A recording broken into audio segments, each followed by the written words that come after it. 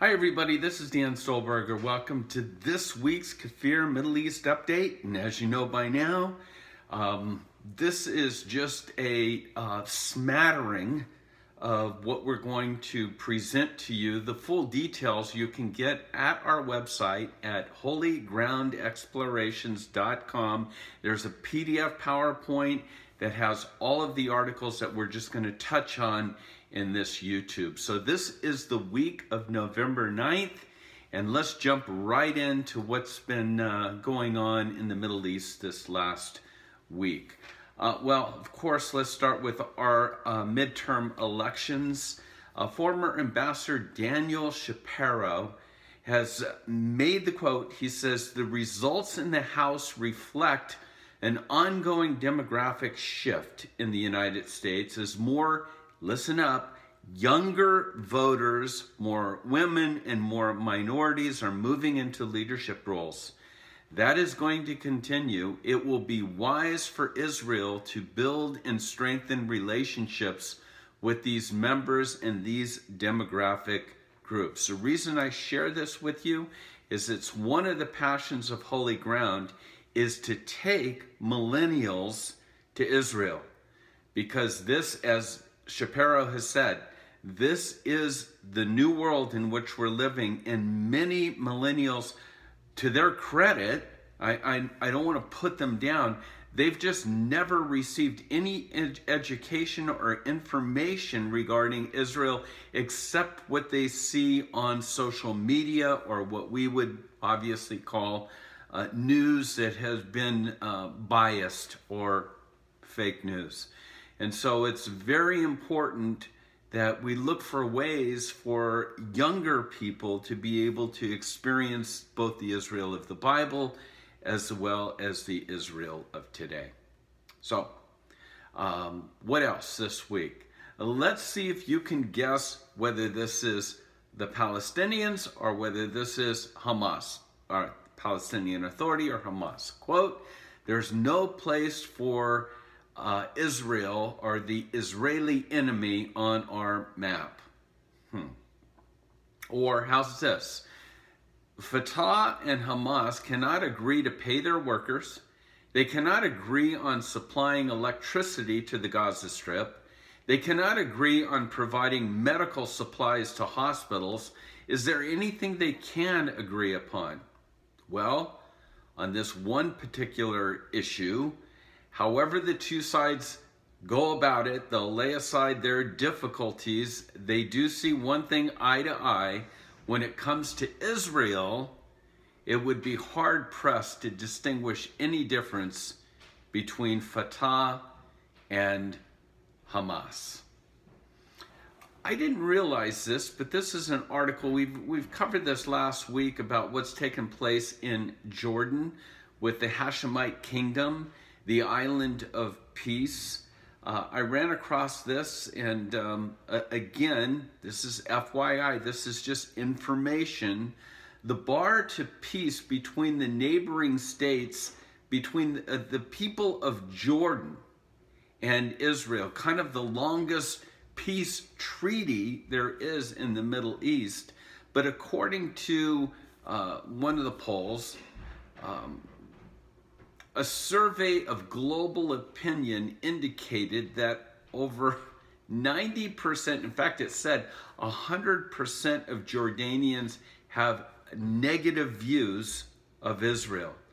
And also according to the survey data, Jordan is second only to Egypt in its hatred of America. King Abdullah's decision to cancel these treaties is without a doubt his attempt to win public approval. But no matter how much support Abdullah receives, at some time, the Kingdom of Jordan will be overturned, and it will take vital Israeli and U.S. strategic interests with it. So hang on. It's a matter of time. It's a legacy of hate. There's an article here on Hezbollah. Interesting that the U.S. has put new sanctions against Hezbollah. Not only Iran, which again is the following article that you're going to see, but President Donald Trump signed legislation last Thursday that imposes new sanctions against Hezbollah, as you know, an Iranian-backed terrorist group. In his quote, "We will target, disrupt, and dismantle their operational and financing networks, of which they have plenty." Again, because of our time, there's another article that you'll see about the northern borders of Israel, the dangers of Hezbollah, and the question of why isn't this all being reported. But Trump has stepped up. Now, obviously, in regards to the now imposed Iranian sanctions, I saw a video. Usually when you hear the chants, "Death to America, death to Israel," out of Iran, and then they put flags on the ground and people kind of trample the American flag and the Israeli flag. I actually saw a video of students in Iran that jumped over, refused to step on the American flag and the Israeli flag. It seems like something has taken place, whether there's a regime change or not, but I'm telling you, these sanctions are strong and are having an impact that Trump has imposed. In fact, Israeli Minister of Education, Naftali Bennett, I love his quote. He says, "Thank you, President Trump, for making the Ayatollahs afraid again." So again, let's keep our eyes on that. Shin Bet. Every so often we kind of look at the world, and sometimes we have to kind of unzip, or we have to look at the underbelly of everything. But the head of Shin Bet, Nadav Argaman, briefed the Knesset last Tuesday, and he paints somewhat of a grim picture. His quote, "In the West Bank, the reality is very complex. We cannot discern a relative calm, but the quiet is a bit deceptive. Underneath the surface, the area is bubbling, and Hamas is trying with all of its might to carry out attacks. In the past year, Shin Bet has thwarted over 480 attacks, including 219 Hamas squads, and prevented over 500 lone terrorists. Again, it's not as if the attempts aren't there. It's the strength of both Mossad as well as Shin Bet, as well as the IDF, that keep the relative calm and peace that you feel when you're in Israel. I should also say, God has a hand in all of this as well. But let's continue to pray for the peace of Jerusalem.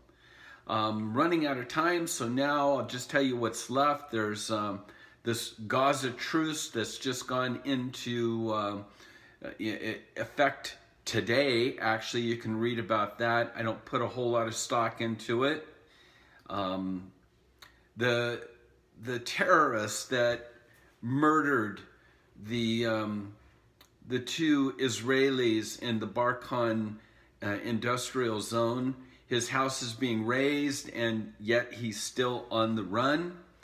A couple things that you want to make sure you look at. This one's called fake news, and you'll see how easy it is to manipulate Photoshop or whatever. You'll see what the Palestinians have done by taking photos of the Holocaust and remolding or reshaping them and saying, look what the Jews are doing to the Arabs. Take a look at that.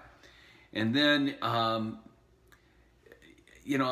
share this with you. There's an article that's called Never Again. You'll see the picture of Auschwitz there. And watch this video. I kind of warn you, but watch this video. It's very graphic, but I think you'll understand once again this legacy of hatred.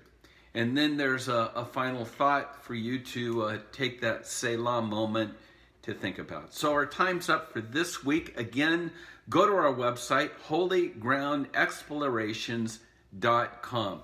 Also pray about coming to Israel with us in 2019.